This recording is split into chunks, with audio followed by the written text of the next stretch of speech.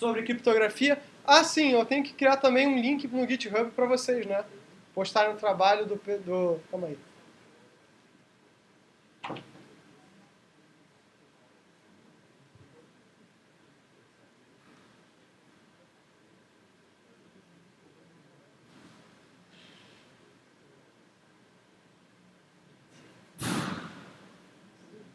Ok? E aí a gente posta o trabalho que vocês fez do Password Cracker, né? A gente vai falar um pouquinho hoje sobre criptografia, tá? Então, o que é um sistema criptográfico? Né? São técnicas que auxiliam a implementação do serviço de segurança em função da confidencialidade, ou seja, manter uma informação secreta, que é o mais comum, né? A gente criptografa para que as pessoas não vejam o que eles estão mandando. Mas também em questão do serviço de integridade, autenticação de máquinas parceiras, ou seja, na verdade, a minha mensagem criptografada, ela é a minha própria chave de comunicação. Como assim? A forma como eu criptografo, ela me identifica, ela garante a minha autenticidade. Né? E o serviço de retratabilidade permite que um emissor alegue que não tenha enviado ou que o receptor alegue que não tenha recebido. Na verdade, eu posso embutir dentro da minha informação de criptografia mecanismos de controle de erros e de controle de fluxo. Tá? Ou seja, na verdade, a criptografia é muito mais do que simplesmente garantir a confidencialidade dos meus dados. Como eu armazeno isso, pode garantir, inclusive, a gente está fazendo um projeto muito legal, né, um projeto de pós-graduação, uma tese de mestrado, que ela garante o seguinte: como é que eu trabalho para eu garantir que um determinado software esteja ligado a um hardware único? Pode, mas para que eu quero fazer uma bosta dessa? Simples. Imagina que eu estou fazendo software que vai fazer a medição de luz da tua casa. Como é que eu garanto que aquele software é único para aquele hardware, para aquele seu medidor específico? Não? Cláudio, como é que eu faço isso? Como é que eu faço a implantação em tempo real de softwares diferentes para hardwares diferentes? Isso é um outro problema. Ou como eu garanto que essa implantação é única? Né? Ou como eu garanto o seguinte, né, que quando você mandou o seu celular para o teu técnico não trocou o sistema operacional do seu Android.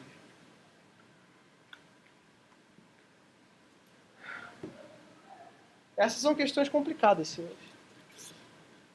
Então, criptografia, né, é o processo de transformação através de uma chave secreta da informação em uma informação que é dita ilegível. Ou seja, como é que eu pego essa mensagem e transformo ela num criptograma? Né? E a criptografia, pessoal, existe muito antes da gente ter computador. Ela é uma ciência que é estudada ao longo já de mais de 3 milênios. Né? Os egípcios já faziam criptogramas, os romanos já trabalhavam com criptogramas, matemáticos da Idade Média e do Renascimento já trabalhavam com criptogramas. Né? Quem aqui já viu o Código da Vinci? Né? O Código da Vinci trabalha com criptograma. Né? É uma sacanagem lá, o Leonardo da Vinci botou num tubo que, se você ler, né, se você não sabe o que a chave de criptografia, quebra, destrói mensagem, né? Enfim, né?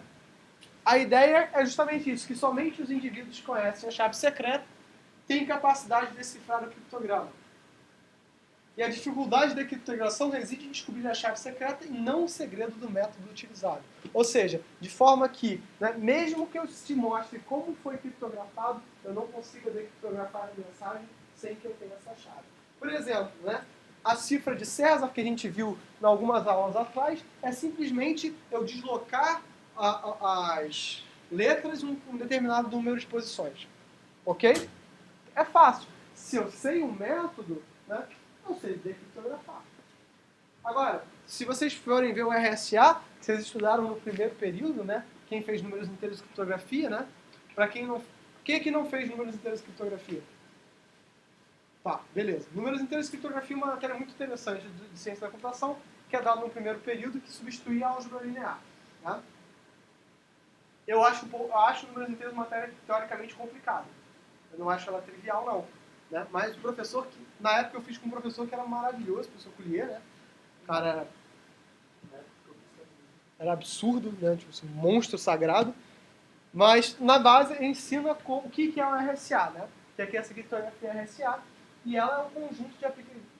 Se eu fosse ser de um modo que o Collier se revirasse, né? Se eu falar o que eu vou falar, vai fazer com que ele sinta o fio na espinha agora falando, né?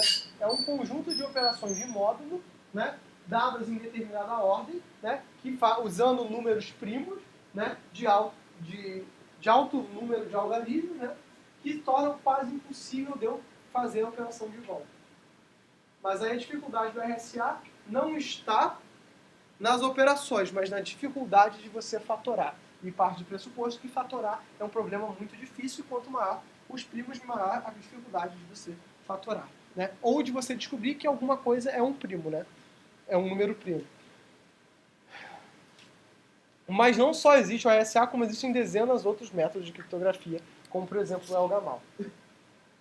Dentro da criptografia você tem um elemento que é a chave, que é o elemento que permite variar o processo de cifragem. Ou seja, é o elemento que me diz o seguinte, que vai, na verdade, codificar a minha mensagem em criptograma. Com base na chave, eu vou possibilitar que cada entidade tenha um processo de codificação diferente de outra.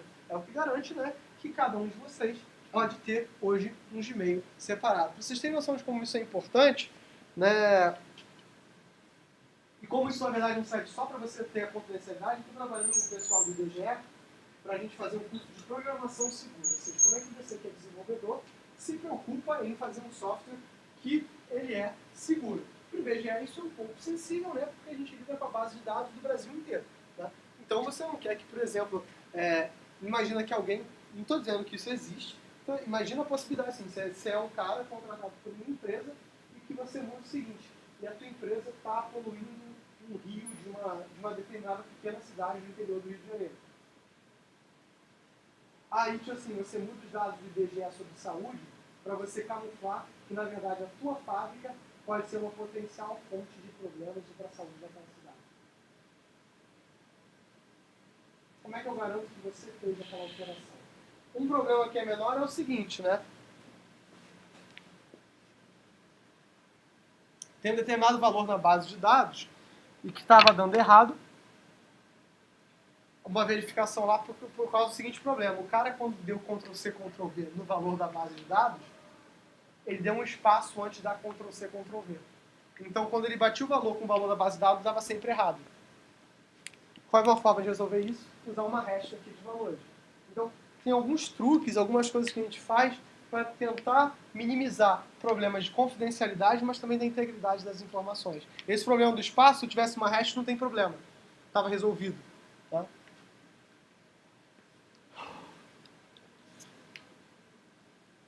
A mensagem que a gente chama de informação na forma legível, entenda da forma como você quiser, e nos sistemas de computação é representado por uma sequência de bits. Aí eu vou dizer o seguinte, o que não é representado numa sequência de bits? Inclusive as chaves. A gente até passou por um problema uma vez no projeto, que era o seguinte, né? Uma empresa estava trabalhando com sistemas de telecom da seguinte forma. Eles criaram o próprio protocolo de vídeo e de áudio em tempo real. E como eles não davam código fonte para ninguém, eles diziam que o sistema deles era seguro porque ninguém entendia como esse protocolo era modificado. Ou era produzido, né? Ou seja, o que eles chamavam de segurança por obscuridade. Só que isso é uma forma nova de estupidez, né? Porque na prática o universo não funciona assim.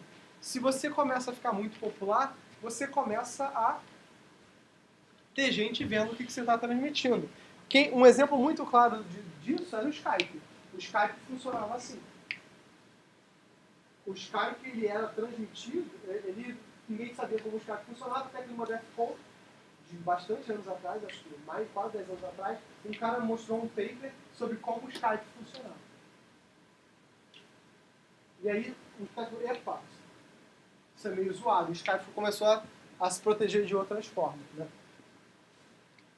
E eu falei do exemplo do Carlos Abadia, né? Também do esquema dele de tentar esteganografar as imagens. O criptograma seria uma forma ilegível, né? Ou seja, né? Ilegível no sentido que o arquivo que originou, o software que originou a mensagem não entenderia aquela mensagem criptografada. No sistema de computação também é representado por uma sequência de bits, está copiado 2 vezes aí. Então eu vou poder classificar o meu criptograma quanto o tipo, né? Ou ele pode ser uma cifra de substituição, onde eu vou mapear cada elemento do plaintext em alguma coisa do ciphertext, né? No texto cifrado. E quem faz isso? Por exemplo, os sistemas que vocês usam de tecnologia sem fio, eles são baseados basicamente em cifras de substituição. Cláudio, mas isso é bom? Não sei, tanto faz. O app, por exemplo, é uma cifra de substituição muito safada. E por isso que você consegue quebrar o app em alguns segundos. A gente fez isso no período passado quando estava em rede sem fio. O app demorou o quê? 40 segundos? Pouco mais, na verdade, porque eu estava usando um roteador meu, ou seja, vagabundo, transmitido num arquivo que era uma ISO. E só ele estava transmitindo na rede, praticamente. Então, demorou uns 2 minutos. Mas entenda o seguinte, você demorar 2 minutos para invadir uma rede é algo bem ridículo. Ou cifra de transposição. Quantos elementos da plaintext têm sua posição alterada na ciphertext? Normalmente, os sistemas, hoje em dia, são de substituição e transposição ao mesmo tempo. Quanto ao número de chaves utilizadas, pode ser simétrica ou assimétrica. Assimétrica é o RSA, e o simétrico, que é o convencional, que, por exemplo, você tem uma chave... Não tem um conjunto de chaves trocadas. Tá? Isso não é exclusivo. O RSA, por exemplo, trabalha com uma chave pública e uma chave privada. O assimétrico é só com chave pública? O simétrico só com chave privada. O assimétrico. É. Eu não espalho a minha chave para vocês. O assimétrico ele trabalha com uma pública e uma privada, o assimétrico só com chave privada. Qual o problema de você trabalhar só com chave privada? Você não tem uma chave que você dá para outras pessoas. Na RSA você tem uma chave que você pode deixar em qualquer lugar. Então é o seguinte, tem uma chave que quer dizer o seguinte, por exemplo, eu fui no parque tecnológico outro dia e eu colei e tinha colado lá assim, usuário e senha, para você acessar a Wi-Fi deles. Isso não quer dizer que a chave deles seja uma chave pública, quer dizer só que alguém colou o Wi-Fi deles ali. Entendeu a ideia? O RSA quer dizer o seguinte, mesmo que você tenha uma chave pública de criptografia, como se fosse um token, isso não quer dizer que você saiba decriptografar. Você precisaria da sua chave privada. O token funciona assim, o token de banco. Na verdade, essencialmente, um banco é um sistema de criptografia assimétrica. Eles usam RSA na prática. Na verdade, um primo pobre do RSA. A criptografia pode ser contra a forma de processamento, que é por bloco ou de fluxo. Onde, por exemplo, o banco usa a criptografia por bloco, onde eu pego um bloco de elementos por vez. É isso que o teu cartão de crédito faz. Ou por string, que processa os elementos de entrada de forma contínua, bit a bit, é o que normalmente a gente faz com o Netflix. Netflix seria criptografado. Existe ainda um outro tipo que não está aqui demonstrado, que a gente chama de criptografia homomórfica. O que é criptografia homomórfica? Quando você não decripta em momento nenhum, só nas pontas. Cláudio, como é que você faz a operação no meio da rede? Você faz a operação sobre a cifra. E qual é o lance da criptografia homomórfica? Você garante que, ao fazer operações sobre a cifra, independente do que aconteça, o resultado final é o mesmo que você faria se você tivesse feito sobre o texto plano. Mas como é que eu faço isso? É uma curva? Não, é desnecessariamente complicado. Tem um custo computacional muito alto hoje, né? Mas parece uma boa solução, por exemplo, a computação em nuvem. Porque se só você sabe qual é o conteúdo original, mesmo que alguém atrapalhe mexa naquela informação cifrada, não tem problema. As pessoas não garantiriam a confidencialidade do seu dado.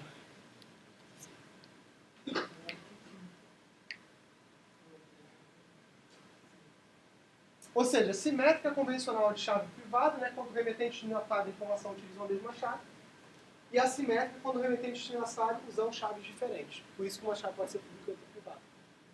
Aqui as duas chaves vão acabar sendo privadas, porque tanto eu quanto você conhecemos a mesma coisa. Como se a gente dissesse o seguinte, né? Eu vou falar com... Já viram um filme de espião? O cara bate na porta e diz, diga sem a chave secreta. Tipo isso. A ideia é essa. Teoricamente, assim, para você entrar numa rede sem fio, cara, não pode, tudo igual, o último saco, cara. Desculpa, é a terceira ligação da mesma pessoa, que eu já desligo. Se o cara não entendeu que nesse momento eu não posso atender, nesse momento eu não posso atender. Tomara que seja uma coisa muito importante, senão eu vou ficar muito chateado. Chateado, né? Bom, estou cifrando a mensagem. Não sei nem o que eu estava falando, eu fiquei tão chateado agora que não sei nem o que eu estava falando. O que eu estava falando, gente? Filme de espião. Tô batendo na porta e tô dizendo o seguinte, olha, tô combinando uma chave. Tô dizendo o seguinte, eu só vou deixar vocês me trocarem, falarem comigo, entrar e vocês me disseram qual é a senha. Tá? É a mesma ideia de uma rede sem fio. No caso do banco, você dá a sua senha, mas teoricamente o banco não saberia a sua senha. Mas uma vez que você dá a sua senha para o teu sistema, esse sistema seria limpo. Né? Então, no sistema de criptografia tradicional, a gente vai trabalhar assim com texto plano, criptografia, a gente encriptar ou criptografar, né? E teria a cifra, né?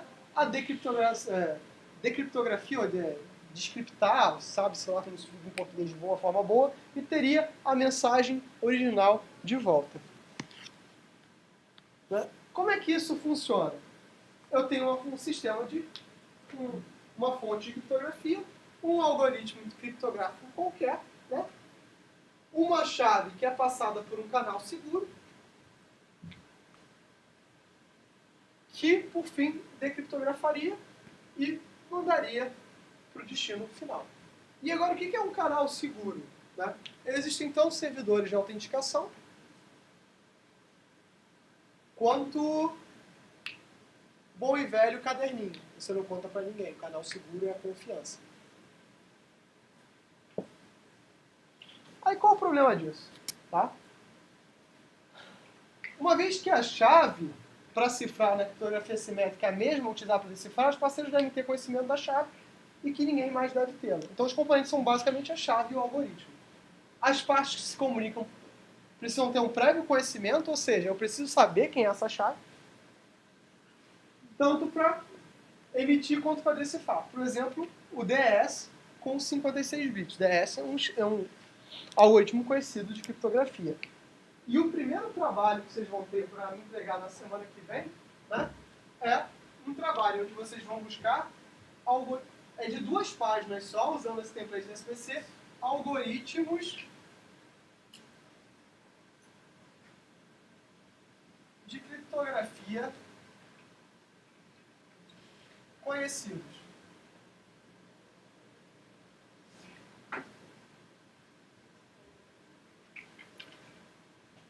Então, para a semana que vem, vocês vão listar, vão procurar na web alguns algoritmos de criptografia conhecidos.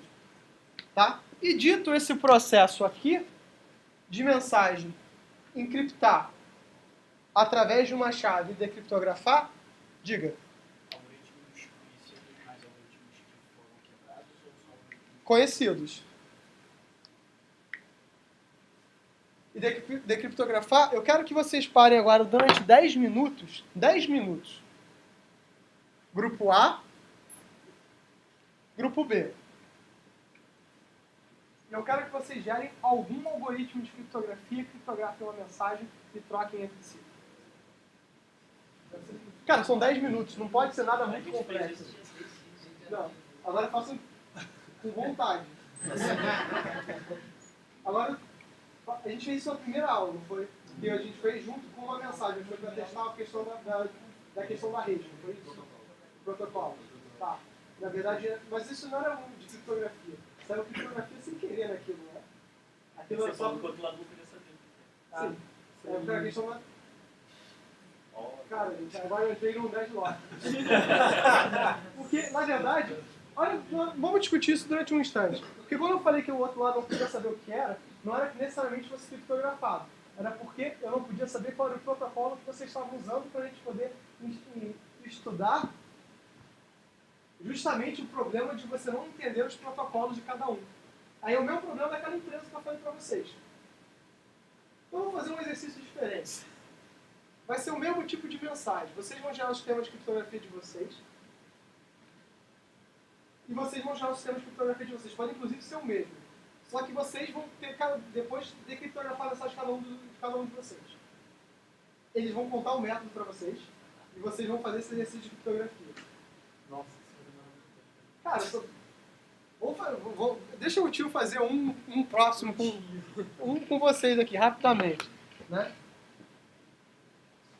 Eu pego as letras e coloco num círculo de 0 a 20, um círculo de módulo, né? Sendo que o A é 0, né? E o Z é 23. Ok? Então não estou assumindo nem Y, nem K, nem xonga nenhuma. Eu sempre multiplico por 2. esse é um sistema de criptografia. Isso é bom ou ruim? Por que é ruim?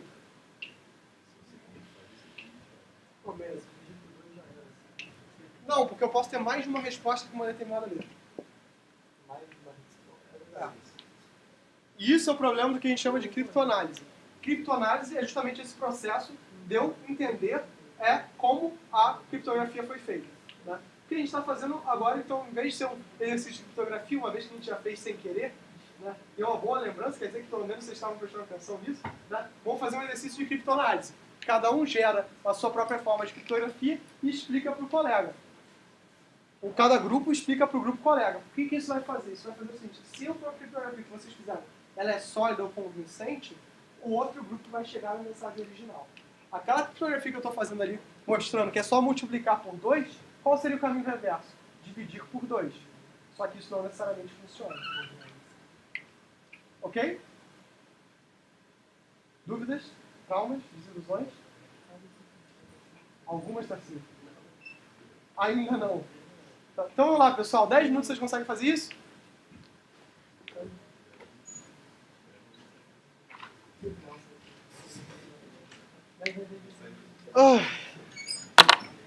Enquanto isso, eu aproveito para pegar. Tem alguém que queira me entregar algum trabalho?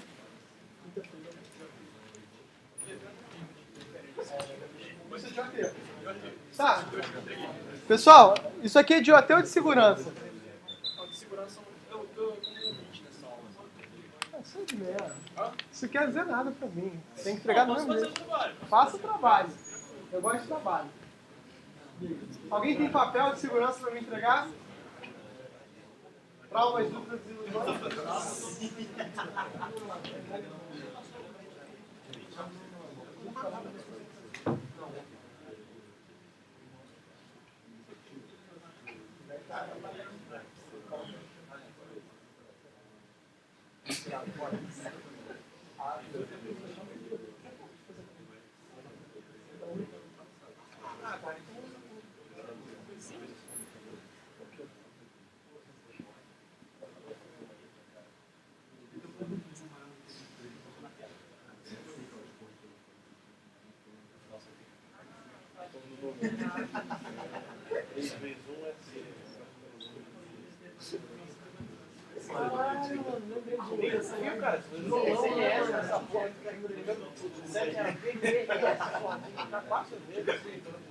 É verdade, só que eu não sei como Abre para botar, buscar um número, o teclado numérico. Vai ligar assim, a pessoa não sabe ligar. Calma aí. Você vai adicionar o telefone da gata lá. Espera aí. É isso aí mesmo, cara. Ah, sei lá. Oi.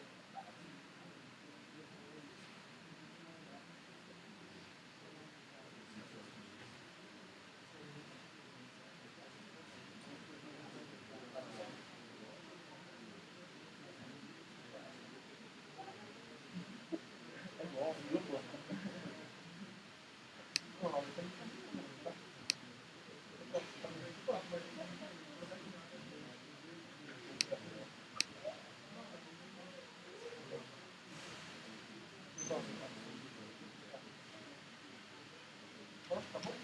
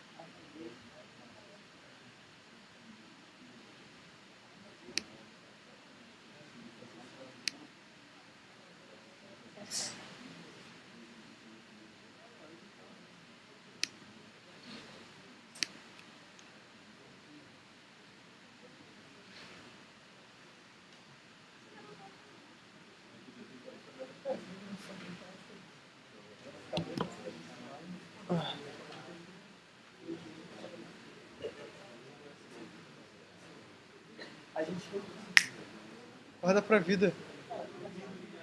Então vai pegar um café pra mim e pra você. Não tem problema, pede pro pessoal fazer mais. Falaram que ia fazer mais, mas tá sem açúcar. Então, Mas assim, cafeína.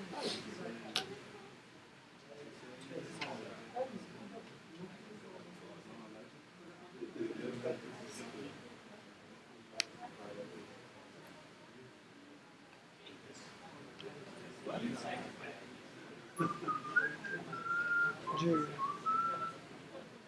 Pessoal, vocês aí como é que estão? Sob controle? Espera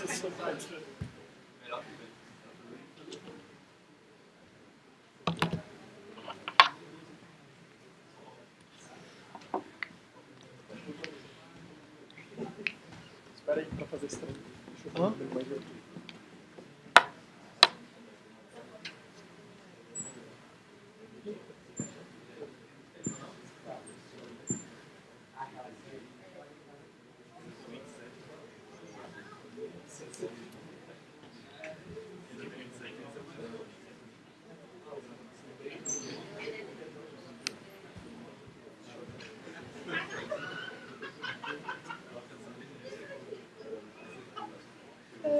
Eita!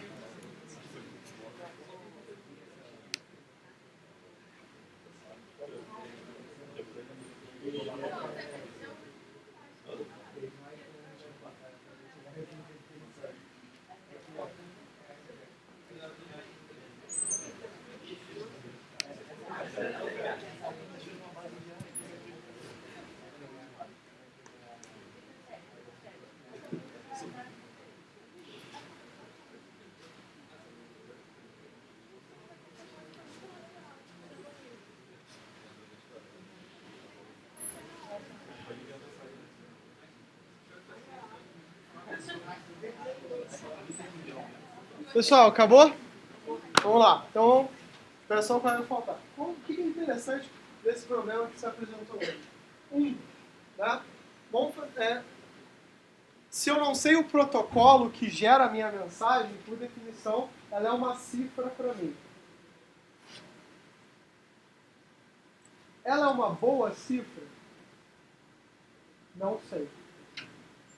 Tem alguns protocolos que, por definição, criptografam, né, o tráfego. Um exemplo é o Secure RTP. Protocolos de tempo real trabalham com um protocolo chamado Real Time Protocol. Né? O RTP é utilizado tanto para voz e para vídeo. Existe o SRTP, que trabalha com criptografia dessa mídia. Esse protocolo é criptografado. Mas se eu simplesmente não sei como eu gero a mensagem, isso, por definição, é uma criptografia? É. Se ela é uma boa criptografia, eu não sei. Então, essa criptografia por obscuridade, por não conhecer esse código, né, não necessariamente faz bem. Outra coisa que a criptografia tem que garantir é a unicidade da resposta. Uma mesma chave pode gerar várias cifras diferentes, não tem problema. Contanto que no processo de descriptografia, né, de decriptografia, eu consiga voltar para a mensagem original, independente de qualquer coisa. Um pode gerar muitos. mas esses muitos não podem gerar respostas diferentes. Então, essa aleatoriedade não é criptografia. Ok? Né? No caso ali daquela minha cifra, que eu multiplico por 2 a posição, né? Pensa no caso exatamente do 23. 23 por 2, 46. Se eu pego e faço módulo 22, por exemplo, eu volto exatamente para o Z. Esse é um segundo problema. Então vejam como é que essas coisas em geral são complicadas.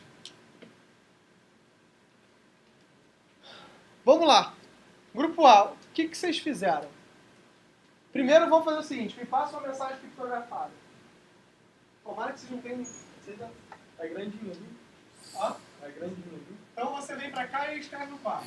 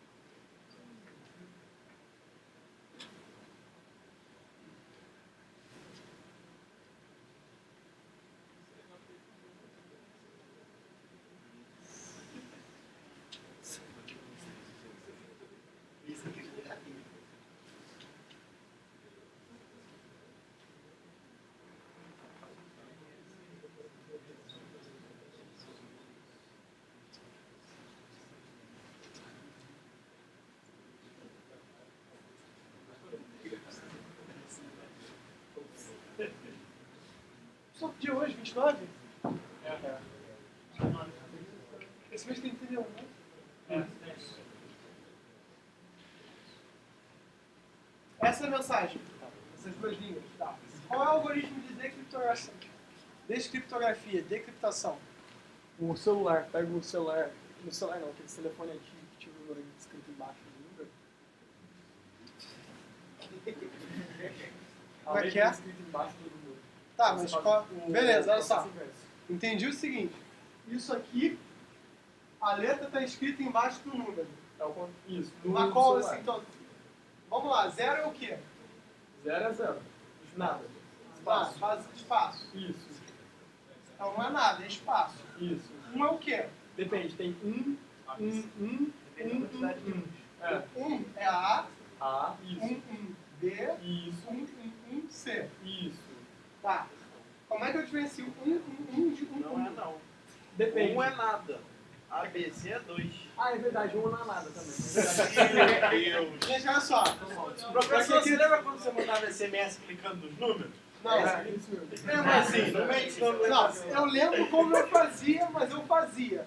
Existe isso. Então, assim, por favor, me digam o que vocês usaram, porque os colegas vão decriptografar e eles, assim, né? Eu não quero que eles invadam o sistema, eu quero que eles É 2, na decriptografem. real, começa no 2. Vamos lá, então vamos lá. Então vamos lá.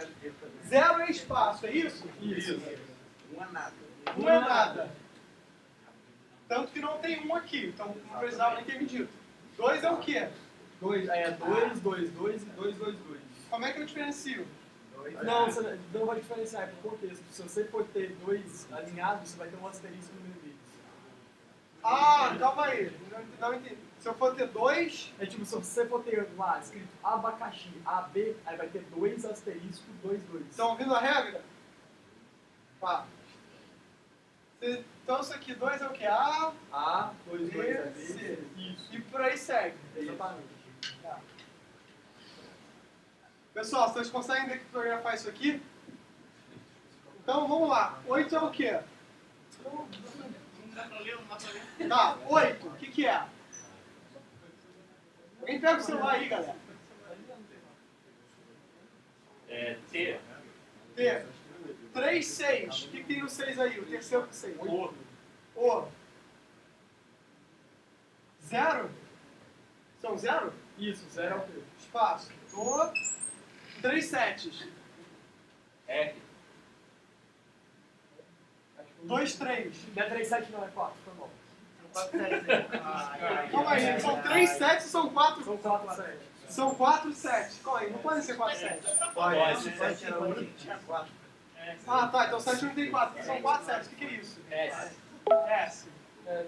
2 3. E.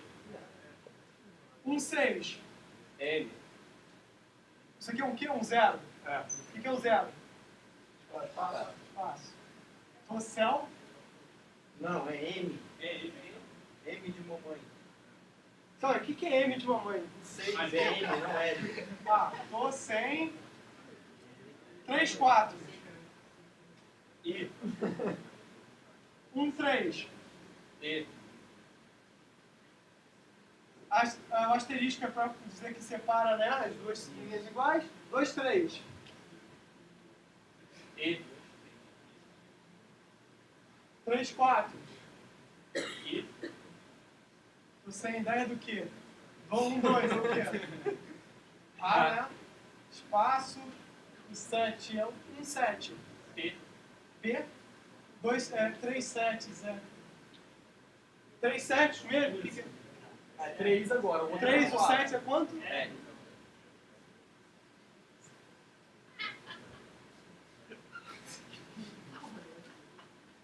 Não foi me dar atrás, tá? Só isso.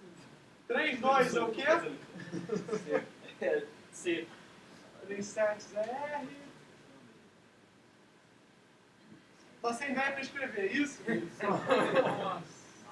Pronto. Bacana, ok, funciona. Não é exatamente a melhor criptografia do mundo, mas funciona, né? Então é para vocês criarem o Fortnite, mas é uma ideia interessante. Beleza. É agora de vocês. Não vai ser desnecessariamente complicado, vai. Vai. Tá se escrevendo lá para mim. Não precisa. Não precisa não? É curtinho? Não, não é curtinho, né?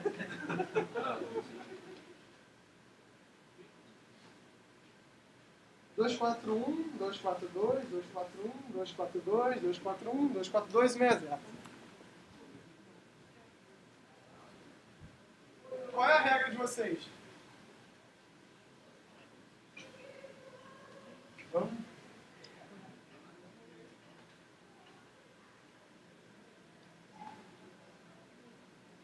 Qual é a regra de vocês? A gente usa o índice da tabela aqui do caractere e soma 127. Né? Pega o índice aqui da tabela e soma 127. Beleza. 241 menos 127 é quanto? 114. 114 na tabela aqui é o quê? R. S. R. S.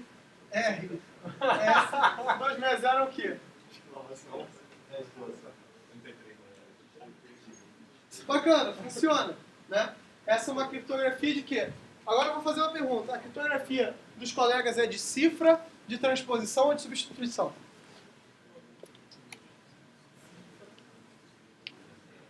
Vocês concordam comigo que a de vocês é de transposição?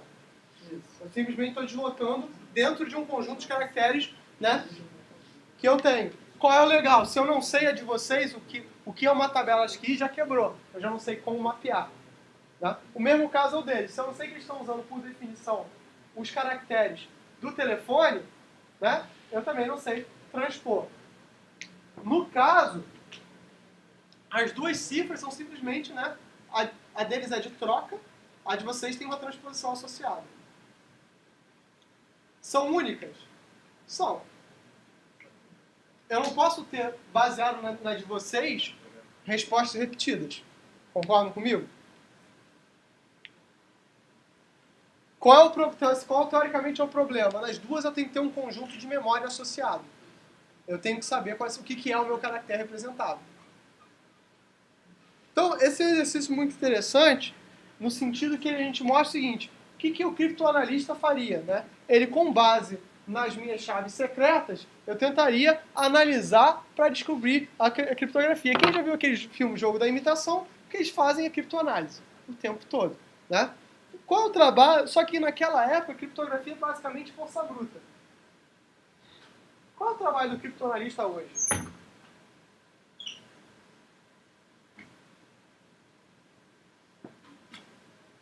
Como é que um criptoanalista trabalharia hoje? Tá? Eu acho que quando vocês forem fazer esse trabalho de escrever, procurar os algoritmos de criptografia mais comuns hoje, vocês vão ver isso um pouco mais. Mais comum. É. Eu quero que vocês me tragam algoritmos de criptografia suficientes para preencher 2 páginas. Ou seja, não é exatamente muitos algoritmos de criptografia. Vocês provavelmente vão falar de AES, de RSA, de DS, Elgamal, RC4, feijão com arroz, assim, não vai ter muito mais do que isso. Na criptografia simétrica, a chave utilizada para cifrar é a mesma utilizada para decifrar. Os parceiros devem ter conhecimento da chave, que é única, e ninguém mais deve conhecê-la. Os componentes são a chave e o algoritmo, e as partes que comunicam precisam ter prévio conhecimento do algoritmo e da chave. Tanto o emissor quanto o receptor precisam saber como cifrar e decifrar. Né? Então, isso aqui a gente já viu. Então, a gente vai para a parte de decriptação. Um criptograma é produzido a partir da aplicação com uma função determinada para o algoritmo E da chave K sobre N. Como é que a gente representa isso? Né? A gente vai dizer que E de K de M. Né? É uma função. A gente vai chamar isso de uma função. É como a gente representa isso quando a gente trabalha em números inteiros de criptografia. Mas é só um algoritmo que usa K e M como argumentos. Né? Matematicamente, a representação é E de K de M.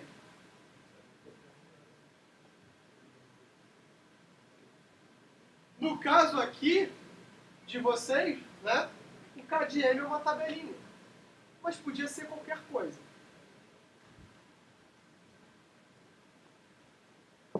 A mensagem M é produzida a partir da aplicação de uma função determinada por esse algoritmo de decriptação. Decriptação, né? Descriptografia. Né? Então, eu tenho uma mensagem de origem X, eu vou cifrar com um algoritmo que vai me gerar E de K de X, né? O criptoanalista, o output é Y, o criptoanalista vai ter X e K, né? Que é a chave. O algoritmo de decifragem tem que me gerar o X original, a partir da cifra, que é o Y, né? E da chave original, passada por um canal seguro. Né? O que a gente deve fazer aqui em sala de aula? A gente deve também configurar um servidor de autenticação. Trazer uma máquina virtual e tentar mostrar algum servidor de autenticação para que vocês possam configurar esse cara. Ok? Isso é uma coisa que a gente passou nos períodos anteriores, acho que faz muito sentido que a gente tenha isso.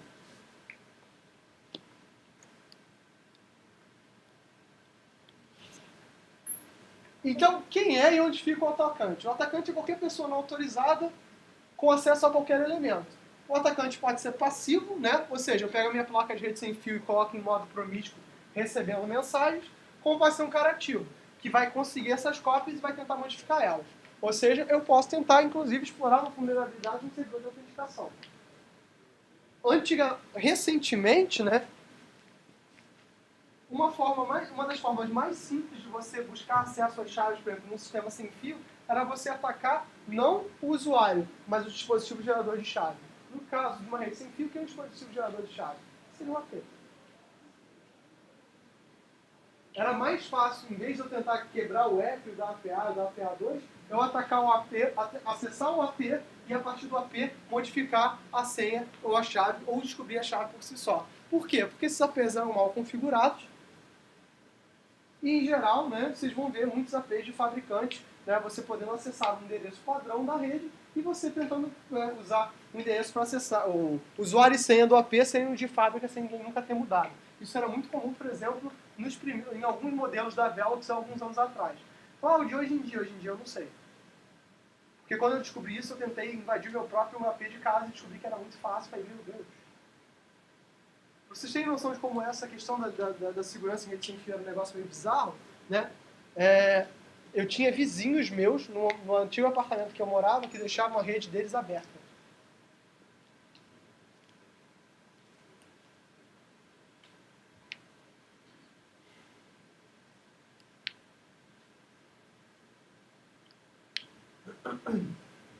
Então, a criptoanálise é a ciência para descobrir a mensagem original a partir da mensagem cifrada, né?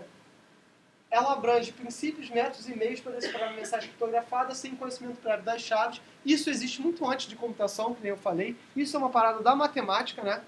Pura. Inclusive, né? O filme o filme do Turing, né, o jogo da imitação, ele fala como o Turing era maravilhoso e resolveu os problemas do universo, e antes do Turing nada tinha sido feito. E, na verdade, ele deu uma grande contribuição, né? Mas a base matemática para decifrar o enigma, né? E as partes, né, paralelizadas do enigma veio de um grupo de matemáticos polacos ou poloneses, sei lá, né? Que fez isso em 1936. Ou seja, tinha um grupo de pessoas estudando como fazer essa criptoanálise. O que o Turing faz? A criptoanálise era possível. O que o Turing faz que é fantástico, que ninguém tinha feito antes? Faz isso num tempo baixo. Porque esse era o grande lance. O que os caras conseguiram fazer, eles faziam isso, demorava dias. O que o Turing faz com a máquina dele é transformar esse processo tedioso, difícil de fazer, em dias, em algo que se fazia em algumas horas, em algumas poucas horas. Ou seja, o Turing faz exatamente o que o Google faz hoje. O Google, ele executa o PageRank com algumas poucas variações. Todo mundo conhece o PageRank. Pode ter, inclusive, variações melhores que a do Google. O que o Google faz maneiro? Ele faz isso muito rápido. Ah, Cláudio, mas só tem um monte de máquina que eu também fazia. Não fazia, não. Quer dizer, talvez fizesse, mas ia ter. Se você fizesse, ia estar merecendo o dinheiro que eles ganham, né?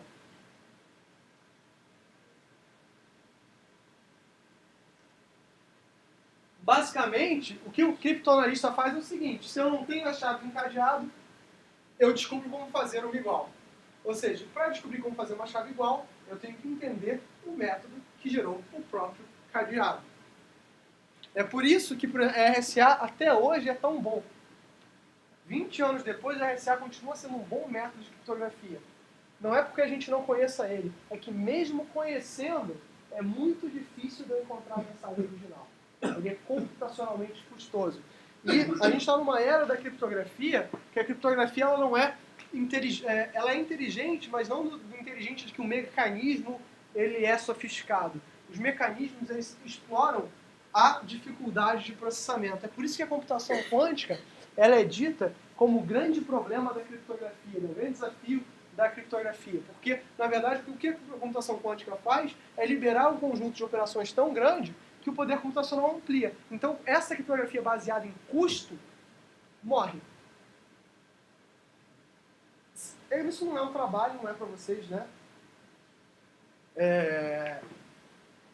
Mas é interessante, teve um artigo da Scientific American de uns anos atrás, de bons anos atrás, de 2000 e...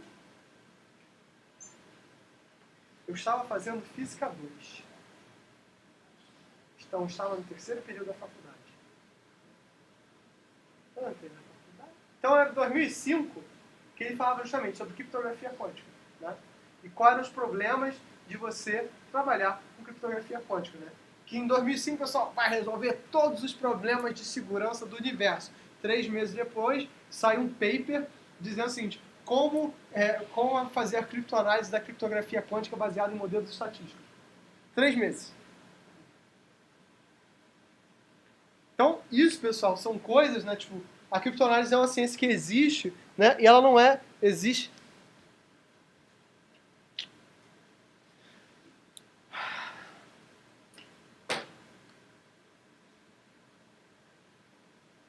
E ela vai continuar existindo independente do modelo de criptografia. Recebi uma mensagem ruim, pessoal. Só isso, foi mal.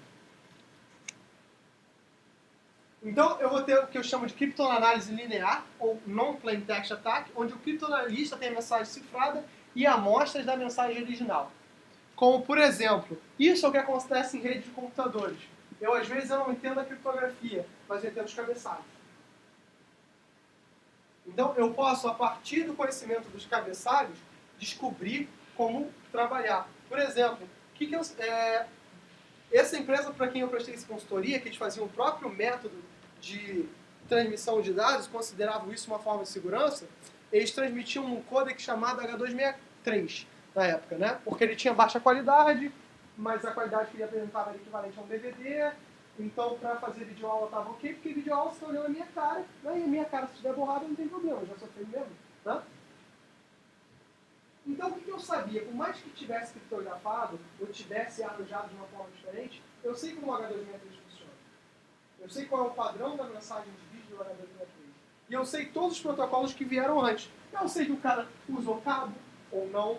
Eu sei que o cara tem um cabeçalho de camada MAC. Eu sei que o cara tem um cabeçalho de camada de rede. Eu sei que o cara tem um cabeçalho de camada de transporte. Ou seja, eu sei delimitar o resto, que não é a aplicação. E na aplicação, eu sei que a mídia está passando num formato específico. Se eu tenho pacotes o suficiente, eu consigo começar a delimitar o que está passando. Então, por exemplo, se eu conheço uma grande quantidade de mensagens cifradas, eu vou ter uma quantidade de originais de mensagens equivalentes. E se eu tenho uma grande quantidade de mensagens cifradas, eu posso começar a procurar padrões comuns. Então, né, eu sei que, né, eu tenho traços paralelos entre as duas mensagens. Eu tenho o que eu chamo de criptoanálise diferencial, né, onde eu conheço diferentes mensagens cifradas com a mesma chave. E o algoritmo é conhecido. É o caso, por exemplo, do RSA. Né? O RSA, muitas vezes, uma forma... Não é que eu não consiga quebrar o RSA. Quebrar o RSA já é conhecido. O que eu não consigo é fazer isso num tempo baixo. Né? Como é que eu faço isso? Analisando a diferença entre as mensagens cifradas. Na verdade, quem foi exposto assim foi o Skype. Uma forma de eu conseguir isso é o man in the middle. Né? Eu faço a interpretação da comunicação realizada por duas partes. Né? No caso da quebra do Skype, o cara que fez essa interceptação não era uma interceptação real. Ele não ficou no meio da comunicação de ninguém. Ele só usou o próprio Skype para tentar ver esse tráfego. Tá? E a subversão é quando eu faço um endemido e consigo invadir, consigo trocar as mensagens de vocês. Né? Então, o que seria um sistema computacionalmente seguro? Né? O custo para quebrar o cifrador excede o valor da informação. E mesmo isso é discutível, entendeu? Porque pensa o seguinte, né? Essa definição já mudou ao longo do tempo. Imagina o seguinte, que você é uma empresa muito grande. Não estou dizendo que vocês vão fazer isso ou que vocês vão trabalhar para alguém que faça isso, pelo amor de Deus. Estou dizendo que isso é um cenário possível. Você é uma empresa muito grande, com uma tecnologia já estabelecida. Digamos que você é o rei da entrega de comida do Rio de Janeiro. Você é o iFood. Não estou dizendo que o iFood faz isso. Mas, né, o teu sistema ficou tão grande que você já não consegue mais atender a demanda. Vamos dizer, que você chegou ao nível de Hong Kong, né, que as pessoas moram em espaços tão pequenos que cozinhar passou a ser um problema, então todo mundo passou a comprar quentinha para tudo. Né? E a quentinha passou a ter que ser tão barata porque justamente está todo mundo comprando e tem muita gente oferecendo. Então o volume de compras foi lá para o infinito. Só que aí surgiu um cara que é o Menos Food, que ele começa a fazer o seguinte, né? Tipo assim, com um algoritmo melhor, entregar mais rápido do que você. Aí você não consegue, estudou, não consegue fazer o seguinte, mas você tem uma coisa que essa empresa que está começando agora não tem. Dinheiro. E você sabe que se você deixar esse cara crescer, deu ruim. Nesse caso, o sistema deles pode ser computacionalmente seguro se ele está criptografado? Não. Porque pode ser, imagina que o lanche é R$6. E para você quebrar, cada mensagem custa R$40. Mas você está disposto a bancar esses R$40 só para acabar com a reputação da sua empresa. Isso quer dizer que essa empresa era segura? Não, só quer dizer que o quanto você estava disposto a pagar era maior do que o valor da informação. Esse valor da informação aqui passa a ser relativo ao que essa informação vale para você. Não para o usuário final, mas para o atacante. Entendem a diferença? Originalmente, essa informação é de origem e destino. A gente valora pela origem e destino. Mas não é valorar pela origem e destino. É quanto ela vale para o atacante.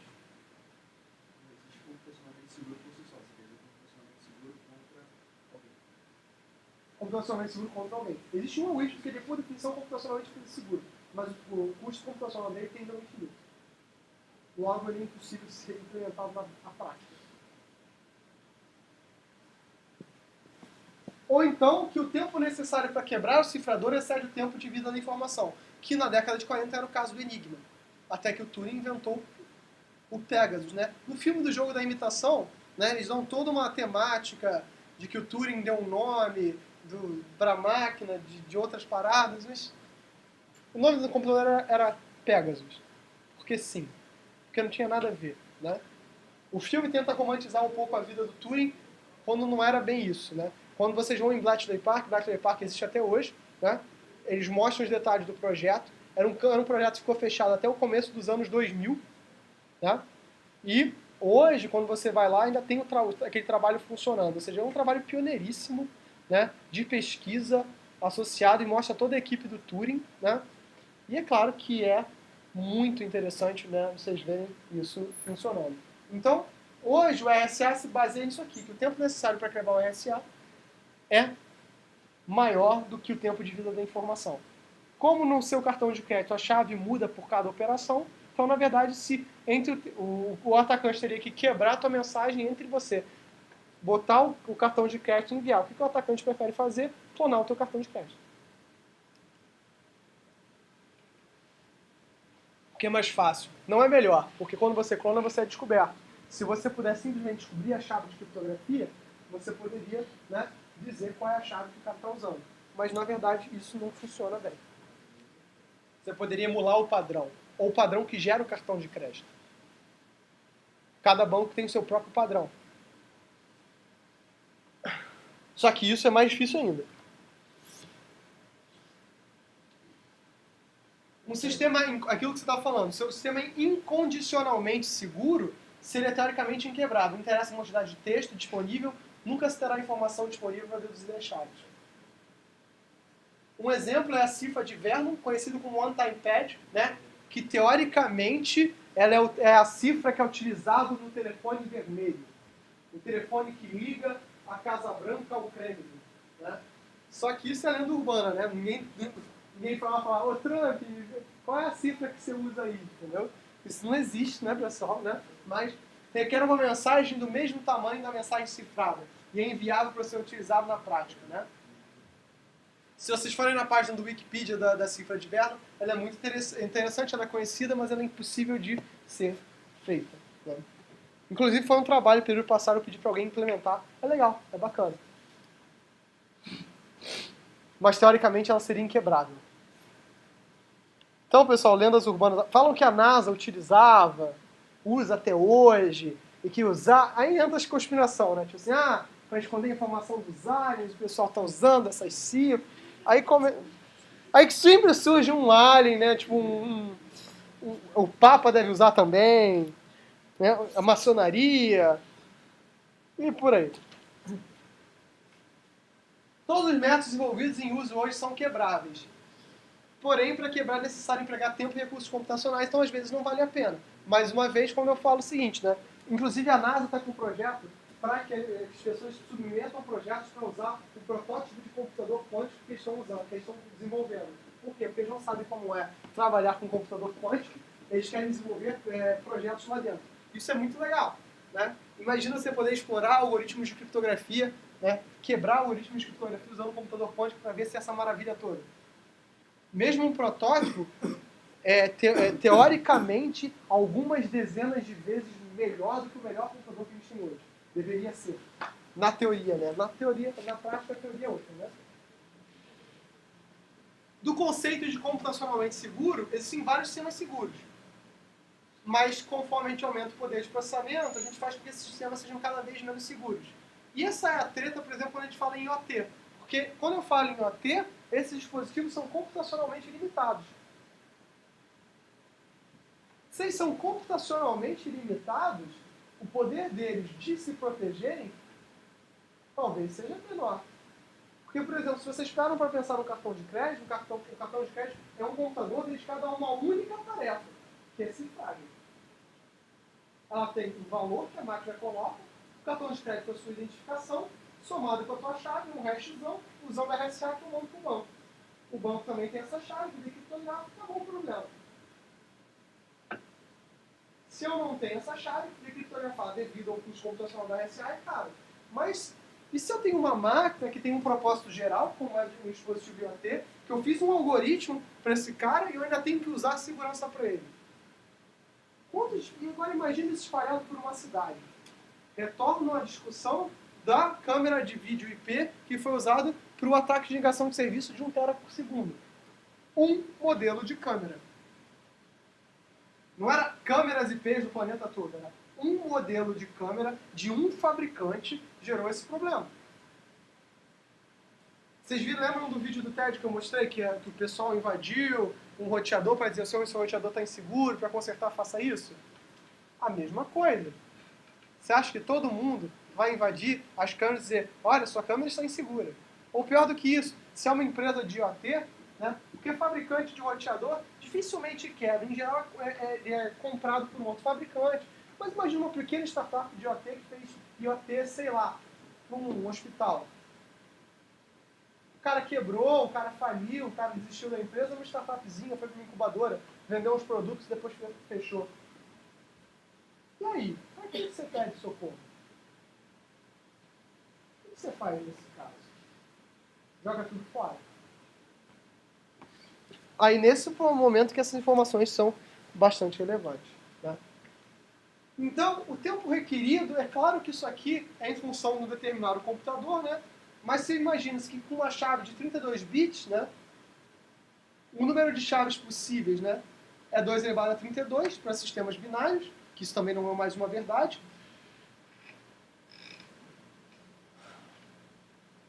O tempo requerido para um criptograma de 35 minutos e para 10 a 6 criptogramas, 2,5 milissegundos. O que isso quer dizer? Que eu conseguiria, em 35 minutos, se eu conseguisse fazer um criptograma a cada microsegundo, descobrir uma chave cifrada. Conforme eu vou aumentando exponencialmente o meu número de bits de chaves, ou minhas permutações que eu faço sobre minha chave, aumentaria o tempo que eu demoro. Só que se eu consigo ver mais do que um estado por vez, que é isso que a criptografia quântica, que um computador quântico me diz, isso diminui exponencialmente também. É claro que hoje, por exemplo, no cartão de crédito eu uso chaves de 256 bits, o que tornaria muito difícil eu ver explorar todos os conjuntos de possibilidades. Porque 2 elevado a 128, esse número de 10 elevado a 38, né, o número de possibilidades é maior do que o número de átomos no universo. O que tornaria isso uma impossibilidade administrativa de fazer.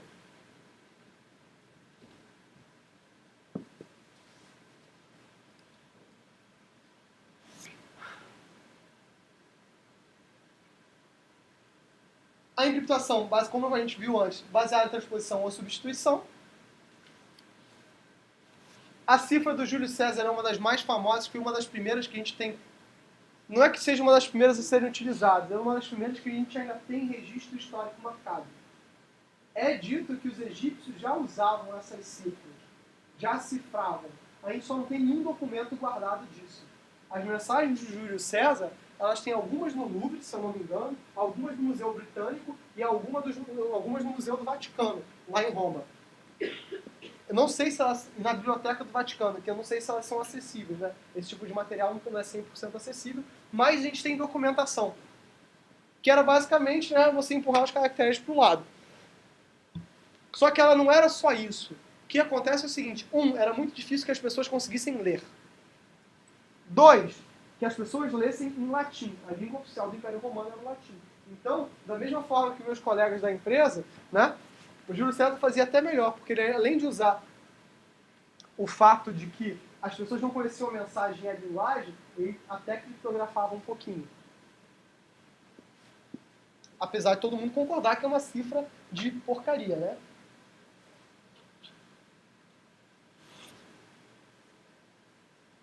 E E algumas técnicas de criptografia clássicas, né, é considerar para cada letra P substitua com a letra cifrada C, trabalhando em função do módulo. Então, né, esse é um modelo, né, bem simples, né, que para encriptar C, eu vou pegar a letra P e substituir, somar 3 posições, módulo 26.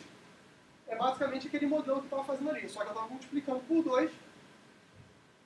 Aqui ele está somando. E para decriptografar, eu faço a mesma coisa, tirando menos 3 de C. Essa é a cifra do Júlio César. Ou seja, vocês concordam comigo que vocês conseguiriam implementar isso, sei lá, 3 linhas? Eu faço um vetorzão, né, com todas as letras do alfabeto, todas as minúsculas ou todas as maiúsculas, tanto faz. Crio um método encriptar, que procura na posição daquele meu vetor, e troca a letra, né, vai somando numa listinha, vai empilhando naquela listinha, né, botando no final da lista para cada um dos caracteres que eu vejo. Para decriptografar, fazer a mesma coisa, percorro a lista mais uma vez, só que verifico, essa letra é tal, claro que guardado algumas devidas proporções. Em Python é fácil de fazer porque ele usa lista, tudo é uma lista por definição, né? Em C dá um pouquinho mais de trabalho, mas não é nada demais, não. Então essa é a forma geral do algoritmo. Eu tenho mais K onde K é menor ou igual a 25. Por que não pode ser 26? Porque senão senão dá a volta completa e tipo assim, K igual a K, entendeu? Com quantas tentativas eu quebro o algoritmo de César? No máximo 26 tentativas. No pior caso, né? 25 no caso. No pior caso eu tenho que passar por tudo.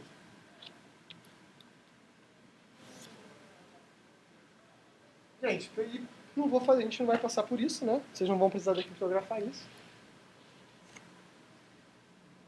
Eu tenho o que eu chamo de substituição monoalfabética, cada letra é substituída por qualquer outra letra, né? E quem faz isso, né? Ou seja, eu tenho 26 fatorial possibilidades. Por exemplo, é mais seguro que o DS de 56 bits. O que isso quer dizer? Que eu crio um mapa de caracteres, é o que eu chamo de feature map.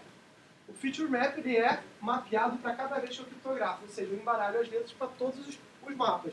Qual é a treta disso? A minha chave, na verdade, não é uma chave, é um mapa.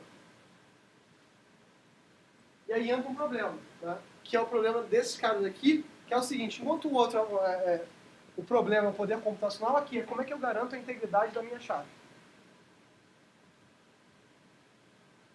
Mas para vocês terem noção, o DS ele até hoje é utilizado em alguns sistemas pequenos. Como é que eu posso analisar esse cara aqui? Através de métodos estatísticos. Basicamente, o que o seu PDF faz é isso, é cagar os caracteres de ordem. Aquela criptografiazinha de... Se a frequência... E como é que eu posso analisar isso através de métodos estatísticos inteligentes? Por exemplo, se eu sei que o texto, que a mensagem que vai me trazer é um texto, isso é fácil de quebrar. Por quê isso é fácil de quebrar? Porque textos, dependendo da linguagem que o texto é escrito, eles têm padrões. Por exemplo, no português a letra A é a letra mais comum. Então eu posso chutar que se o que aparecer mais vezes é a chance... aparecer mais vezes, a chance é muito alta de que seja a letra A. Então, eu posso usar esses...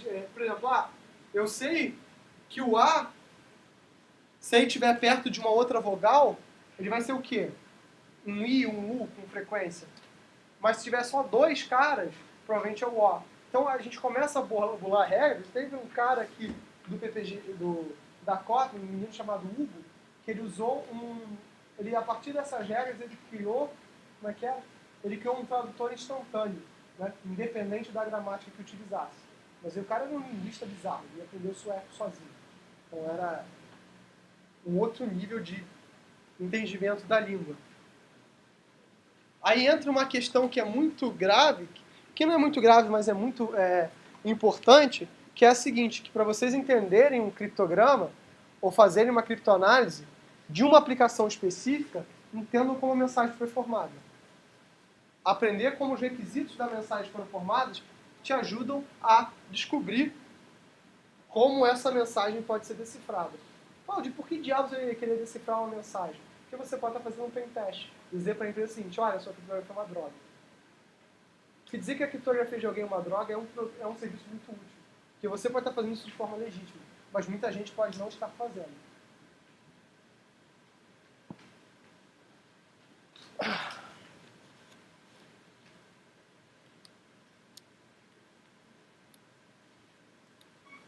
Eu tenho um cifrador polialfabético que usa diferentes substituições monoalfabéticas, ou seja, eu tenho um feature map para cada letra, ou seja, para cada letra eu substituí, ou para cada conjunto de letras eu substituí com um mapa diferente.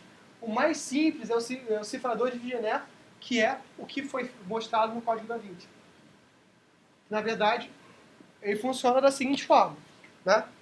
É uma tabela de substituição em 2 dimensões. Ao invés de eu ter um feature map, essa letra vira essa letra pode virar qualquer uma dessas letras, dado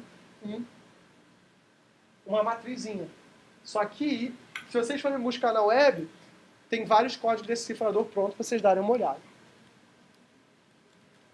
A linha no topo se refere ao alfabeto normal, a primeira coluna se refere à chave. Assim, para cada elemento do plano X, uma letra do Y tem um código Z. E a chave é repetida ao longo da mensagem. Né? Então, eu vou deixar isso aqui nos slides para vocês darem uma olhada. O Enigma, né, como eu falei, o Enigma até hoje você tem uma réplica, né, tanto no Museu Britânico quanto você tem nesse Bletchley Park. Né? Na verdade, o Enigma ele não surgiu com aplicações militares, ele foi feito para a única coisa que está acima do poder velho. Ele foi feito para ganhar dinheiro. Né? É uma máquina de criptografia de rotores, ou seja, para cada vez que eu mudo a minha mensagem, ele vai girando um rotor para mudar a minha chave de criptografia. Né? Foi feito para cifrar mensagens na área de finanças. Ou seja, bancos. Né? Adotado e melhorado pelo exército alemão e usado durante a Segunda Guerra Mundial. Usa substituição e transposição. Né? É um esquema de criptografia simétrica, ou seja, só que qual é a treta da criptografia simétrica? Onde é que está a chave? Na própria máquina. De forma que se você pegasse uma dessas máquinas, você poderia, durante um determinado período, trocar, descobrir como é que as pessoas estavam decriptografando. Mas qual era a treta? De tempos em tempos, se trocava a rotação daqueles motores. Ou seja, diariamente, eu não sabia para onde iam as máquinas, para onde iam esses motores, e por isso que era muito difícil descobrir qual era o lance do Enigma. Como é que a gente fazia essa mensagem. Fora isso, né? Por que também era muito difícil? Porque você tinha que passar por um batalhão alemão inteiro para pegar uma máquina dessa.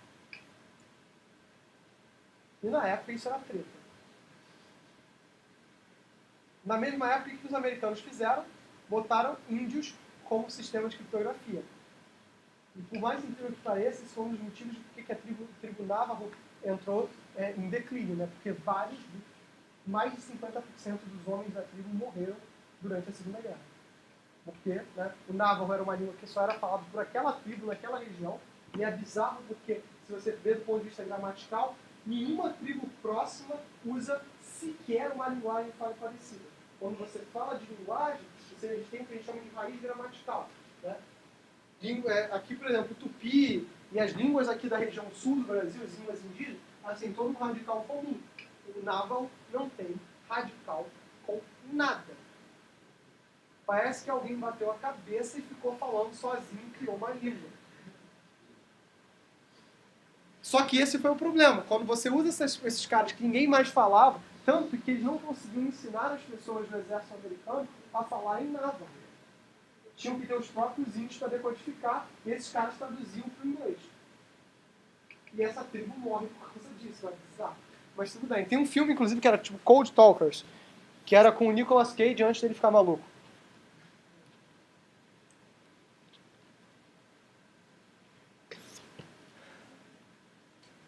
Então, como eu falei, em 32, né, só que tinha falado 36 para estar gravado isso, um matemático polonês quebrou o Enigma, só que o que o Turing fez foi automatizar essa quebra e botar ela em tempo factível. E aí esse sistema que era seguro, ele deixa de ser seguro porque o Turing põe isso de forma factível.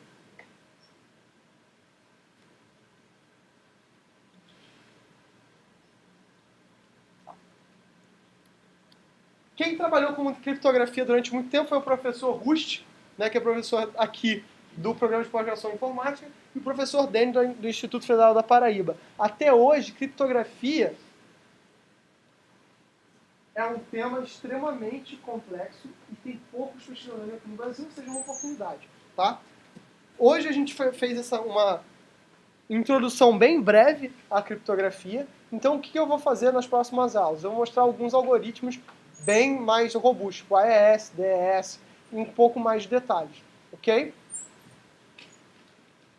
RSA eu vou falar um pouco mais breve, porque teoricamente muitos de vocês já viram aqui, não vou encher o saco, e porque demoraria muito para mostrar o RSA completo, demoraria, tipo, sei lá, uns 6 meses, eu não sei nem se eu conseguiria fazer isso, tá? Mas a vida é essa aí. E então, senhores, eu desejo para vocês uma boa semana. Vou ver se eu crio o canal então no YouTube, acho que vai ser mais fácil, afinal das contas. Obrigado, pessoal. Mais uma vez, lembrando, esses slides foram feitos pelo meu colega, o Thiago de França, que esteve aqui na semana passada.